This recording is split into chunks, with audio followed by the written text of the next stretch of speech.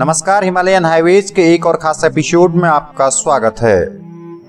बुलंद हौसलों और इच्छा शक्ति से विपरीत परिस्थितियों को चुनौती देते कई इंसानों की कहानियां आपने सुनी और देखी होगी, लेकिन ऐसी कई कहानियां कभी कभी गुमनामी के अंधेरे में खो जाती हैं। हिमालयन हाईवेज आज आपको एक ऐसे शख्स की दास्तां बताने जा रहा है जिन्होंने अपने अकेले दम पर 30 हेक्टेयर का मिश्रित जंगल तैयार कर दिया। पर्यावरण संरक्षण के वादे और दावों के बीच जमीन पर कार्य करने वाला यह शख्स अब इस दुनिया में नहीं है, लेकिन उनके द्वारा बनाया गया जंगल अब भी शान से खड़ा है। आप भी देखिए सड़कोट गांव के रहने वाले नारायण सिंह नेगी के हौसलों की जीती जागती मिसाल को हमारे साथ। मेरे पिताजी का जन्म ग्राम सड़कोट में हुआ है और ये लोग 3 भाई और 3 बहनें थी और बचपन की पढ़ाई स्कूल तो खैर दूर ही था। तो बताते हैं कि इनने प्राइमरी इधर ही कहीं मतलब घर में ही इधर कोई प्राइवेट टीचर रख के ही किया था और इसके बाद ये जो है सिमली में इनने कक्षा 5 तक शायद पढ़ा है। चमोली जनपद के नारायणबगड़ स्थित सड़कोट गांव में पैदा हुए नारायण सिंह नेगी का जीवन आम लोगों की तरह ही बीता था। पहाड़ों की विकट जीवन शैली और संघर्ष से उनका रिश्ता पैदा होते ही शुरू हो गया। जीवन का सफर आगे बढ़ा तो पहले द्वितीय विश्व युद्ध में हिस्सा लिया और उसके बाद बिहार में कुछ साल नौकरी की। मन में पहाड़ों की फिजाओं में कुछ करने की ललक थी, लिहाजा नारायण सिंह वापस अपने गाँव लौट आए। सड़कोट गांव में वन सरपंच की जिम्मेदारी मिली तो नारायण सिंह को वो रास्ता नजर आ गया जिसका उन्हें लंबे समय से इंतजार था। तो 1945 में द्वितीय विश्व युद्ध में ये फौज में भर्ती हुए।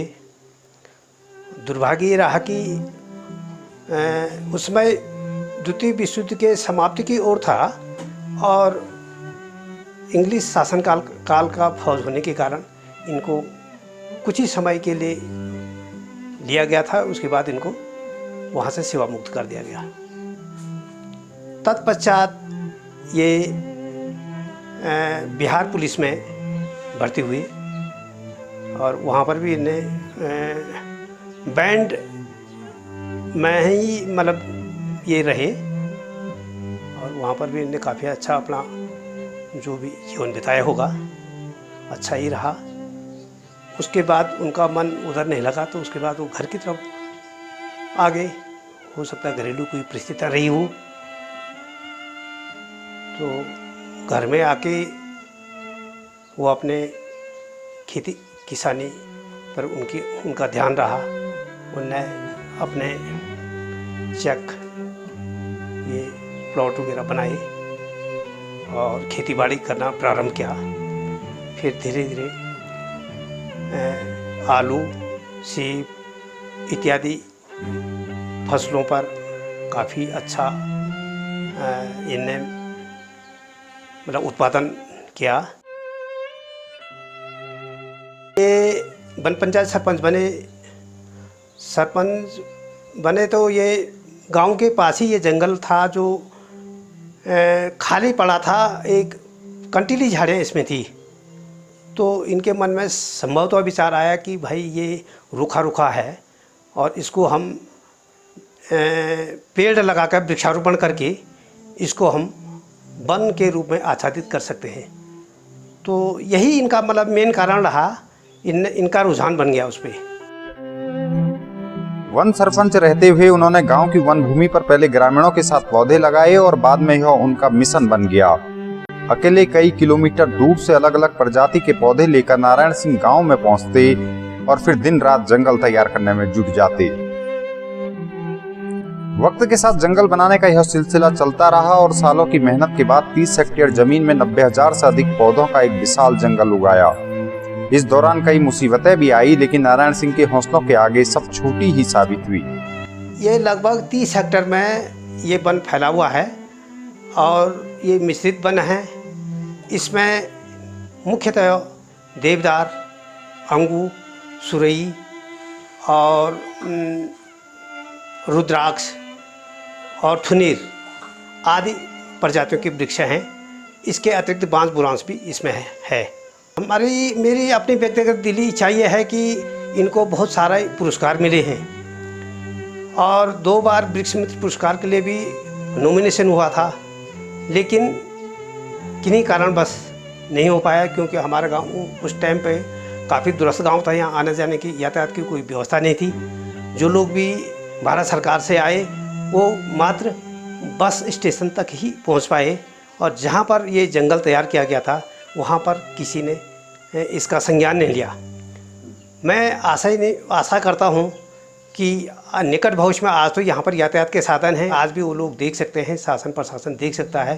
यदि इनको भारत सरकार से वृक्ष मित्र पुरस्कार दिया जाता तो यही हमारी अंतिम ख्वाहिश है, और हमने उनको वायदा भी किया था कि आपको हम वृक्ष मित्र पुरस्कार दिलाएंगे। सड़कोट गांव में नारायण सिंह नेगी का तैयार किया गया जंगल आज इस गांव की पहचान है।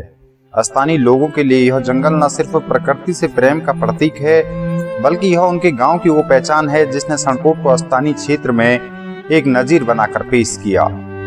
सर, हमें बहुत अच्छा लगता है। उस पर्यावरण से हमें अपनी आजीविका चलाने के लिए बहुत सुविधा मिली है, और उससे हमें जो कि वातावरण में भी बहुत अच्छा योगदान मिला है।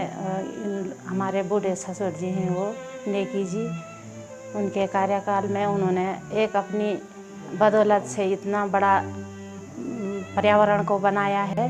अकेला अपना घर बार छोड़ के उन्होंने उस पर्यावरण को बनाया है। बहुत प्रकार के पेड़ लगा रखे हैं वहाँ, देवदार और चीड़ के पेड़ तो नहीं है, देवदार, अंगूर, बांस बुरांस इत्यादि जो भी फूल वगैरह बगीचा बना रखा है।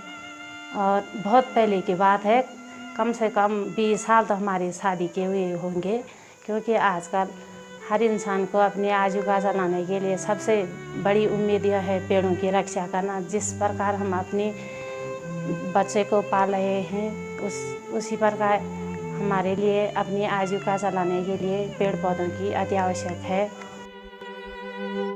नारायण सिंह नेगी अब इस दुनिया में नहीं है, लेकिन उनके परिजन आज भी उनकी यादों को सहेजे हुए हैं। 30 हेक्टेयर का मिश्रित वन अभी भी लहलहा रहा है, लेकिन अब इस जंगल को संरक्षण की आवश्यकता महसूस हो रही है। देखिए, इसके संरक्षण के लिए हम लोगों की अभी एक ये विचार बन रहा है, और एक हम लोगों का मानना है कि पहले तो सबसे पहले हम ग्राम सभा के जो ग्राम लोग हैं वही इसमें प्रयास कर रहे हैं। हम लोग अपनी तरफ से घेरबाड़ करने की इसकी वो कर रहे हैं। कभी जंगलों में कोई पेड़ सूख जाता है या कोई पेड़ कट जाता है, उसके लिए संरक्षण के लिए ग्राम सभा वाले भी श्रमदान के माध्यम से, श्री नारायण सिंह जी के परिवार के लोग भी आकर के उसको कर रहे हैं। दूसरा, हमारा यहाँ पर जायका कार्यक्रम चल रहा है विभाग की तरफ से, वन विभाग की तरफ से।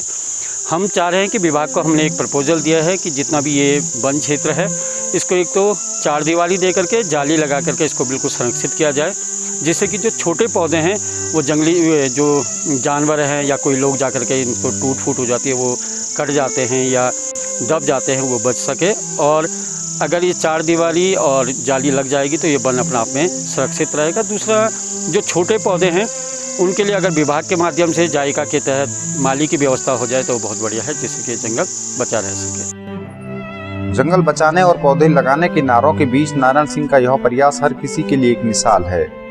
प्रकृति को संवारने और सहेज कर रखने के उनके इस योगदान को हमेशा याद रखना आवश्यक है। पर्यावरण संरक्षण के नाम पर होने वाले आयोजनों को भी यह जंगल एक सीख देता नजर आता है। मनियन हाईवेज के आज के इस एपिसोड में इतना ही। आपको यह एपिसोड कैसा लगा कृपया कमेंट कर जरूर बताएं।